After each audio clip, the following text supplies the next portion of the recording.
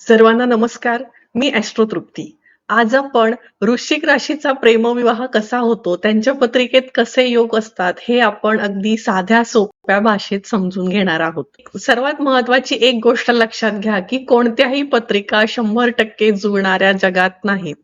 कारण कुठेही जावा एकमेकांची मतं ही कधीही पूर्णपणे जुळत नाहीत. अशी आतापर्यंत आपण कुठलीही माणसं पाहिली नाहीत, की बाबा त्यांचं 100% एकमेकांशी जुळते. म्हणजे थोडक्यात जर आपण हा विचार केला तर थोडक्यात ही अत्यंत अशक्य गोष्ट आहे.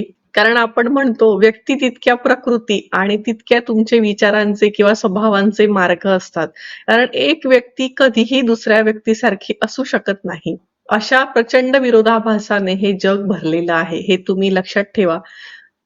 आणि त्यामुळे आपल्याला जे काही निसर्गामुळे, आपल्या नशिबामुळे, आपल्या प्रारब्धामुळे ज्या गोष्टी मिळतात, त्या स्वीकारण्याची तयारी ठेवा. तरच कुठल्याही नात्यामध्ये म्हणजे लग्नाचं नातं असू दे, कुठलंही नातं असू दे, समाजात जरी सोशल आपल्याला जरी वागायचं असेल, तरी सुद्धा ॲडजस्टमेंट ही करणं अत्यंत आवश्यक आहे. आता आपण वृश्चिक राशीच्या प्रेमविवाहाचा या व्हिडिओमध्ये विचार करत आहोत. आता जर आपण प्रेमविवाहाच्या दृष्टीने विचार केला, तर आपल्या पत्रिकेमध्ये प्रेमविवाहासाठी काही अत्यंत महत्त्वाचे योग असणं आवश्यक आहे, तरच तुमच्या पत्रिकेत प्रेमविवाह होतो. तर ते कोणते? तर आता चंद्र हा काय आहे? तर तो मनाचा कारक आहे, स्त्री ग्रह आहे. तुमच्या पत्रिकेत चंद्र आणि शुक्र यांचे योग एकमेकांशी होत असतील, तर तुमचा प्रेमविवाह हा नक्की होऊ शकतो. तर शुक्र काय आहे? तर शुक्र हा प्रेम प्रणयाचा कारक आहे आणि मंगळ कसा आहे? तर धडाडी आहे, त्याच्याकडे धाडस आहे आणि जेव्हा शुक्र आणि मंगळाची युती एकत्र येते, तेव्हा 100% प्रेमविवाह हा होतोच.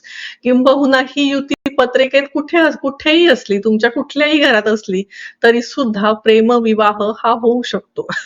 अजून एक सोपा प्रेमविवाहाचा जर योग बघायचा, तर पंचम काय आहे? तर पंचम हे प्रेमाचं स्थान आहे, प्रणयाचं स्थान आहे आणि सप्तम हे तुमच्या विवाहाचं स्थान आहे. जेव्हा पंचमेश आणि सप्तमेशाचे योग घडून येतात, तेव्हा प्रेमविवाहाचे योग हे मजबूत होतात. आता आपण मगाशीच पाहिलं चंद्र हा मनाचा कारक आहे, शुक्र हा प्रेम, प्रणय आणि विवाहाचा कारक आहे. तर मंगळ ग्रह काय आहे? हा जसा धडाडीचा, कामजीवनाचा जसा ग्रह आहे, तसाच तो स्त्रियांच्या पत्रिकेत पतिसुखाचा विचार करतो आपण मंगळासाठी, की या स्त्रीला पतिसुख कसं असेल? कारण मंगळ काय करतो? तर मंगळ साहस देतो, धाडस करायला भाग पाडतो. आता प्रेमविवाह करायचं तर तुमच्यामध्ये प्रचंड धाडस पाहिजे आणि हे धाडस तुम्हाला मंगळ देतो.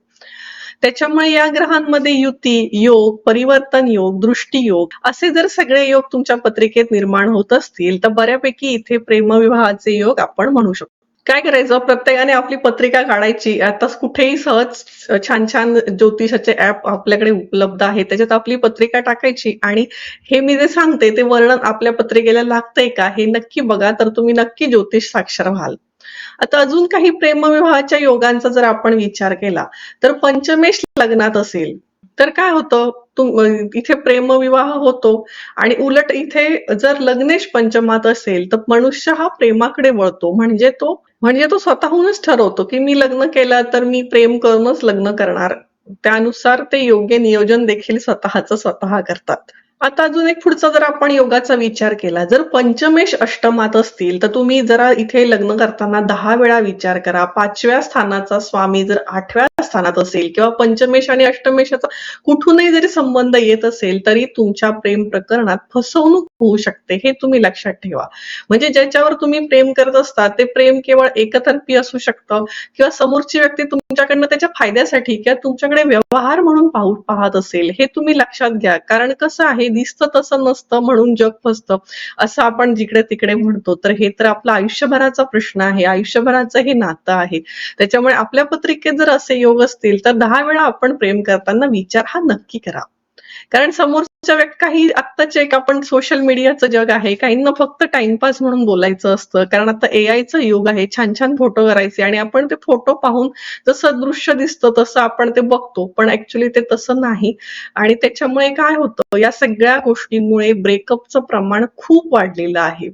त्याच्यामुळे आपण जर पंचमेश जर अष्टमात असेल, षष्ठात असेल, व्ययात असेल, तर तुम्ही एकदा ज्योतिषांचं मत घ्या, दोघांच्याही पत्रिकांचं मॅच मेकिंग करा. आणि जर याच्या उलट पोझिशन असेल, अष्टमेश पंचमात असेल, तर तुम्ही तुमच्या प्रेमीची फसवणूक करू शकता. असा पण हा योग आहे. जेव्हा अष्टमाचा संबंध येतो, तेव्हा आपण आपल्या नात्याची काळजी घेणं अत्यंत आवश्यक आहे. आता राहू आणि केतू यांचा आपण एकदम निगेटिव्ह ग्रह म्हणून विचार करत आहोत. राहू आणि केतूचा आपण जर विचार केला, तर राहू ग्रह काय आहे? तर हा आंतरजातीय, आंतरधर्मीय प्रेम दर्शवतो. आणि केतू काय आहे? केतू प्रेम देतो असं 100% म्हणू शकत नाही, पण लगेचच तो दुरावा देतो. केतूकडे 100% डिटॅचमेंट आहे. तर राहू ग्रहाचं प्रेम थोडं अग्रेशन असतं. काहीही विचार न करता धडक कृती करणारी राहूची, जशी मंगळाची माणसं असतात. आणि केतूचं प्रेम कसं असतं, तर दुर्लक्ष करणारं असतं.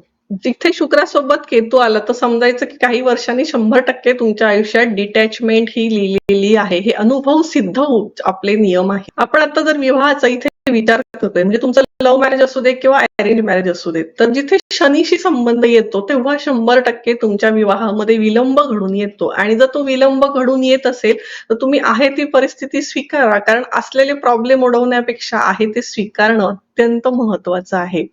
आता जर सप्तम स्थानात वृश्चिक लग्न आहे किंवा वृश्चिक चंद्र आहे आणि तुमच्या सप्तम स्थानात शनी महाराज विराजमान आहेत, किंवा सप्तम स्थानावर शनीची दृष्टी असेल, किंवा तुमच्या पत्रिकेतील शनी शुक्रदेव, शुक्र ग्रह दुर्बल असेल, पीडित असेल, नीच राशीत असेल, अशुभ ग्रहांच्या युतीत असेल, तरी सुद्धा विवाहाला विलंब होतो.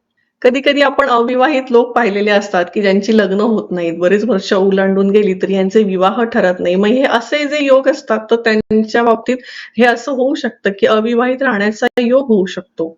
म्हणून प्रेमविवाह करायचा बरोबर आहे, पण त्याच्या आधी आपला विवाह कसा चालेल, आपलं वैवाहिक आयुष्य दीर्घकाळ टिकेल का, याचा विचार 100% करणं गरजेचं आहे.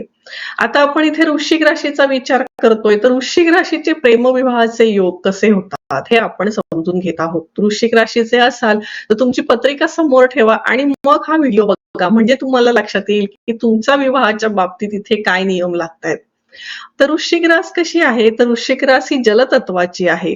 वृश्चिक रास ही साचलेलं पाणी म्हणू शकतो आपण. आता वृश्चिक राशीचा राशी स्वामी काय आहे? तर मंगळ हा ग्रह वृश्चिक राशीचा राशी स्वामी आहे. वृश्चिक रास ही अत्यंत परिश्रमी रास असते, सातत्याने काम करत राहते, हा त्यांचा एक स्वभाव असतो. पण वृश्चिक राशीच्या लोकांना जरी प्रेमभावना जास्त असतील मंगळ इथे असल्यामुळे, तरी हे लोक स्वतःहून पुढाकार घेत नाहीत. यांच्या प्रेमाची सुरुवात समोरून होते. म्हणजे समोर यांच्या मनात जरी असलं तरी हे समोरचा काय रिप्लाय करतो याची वाट बघत असतात.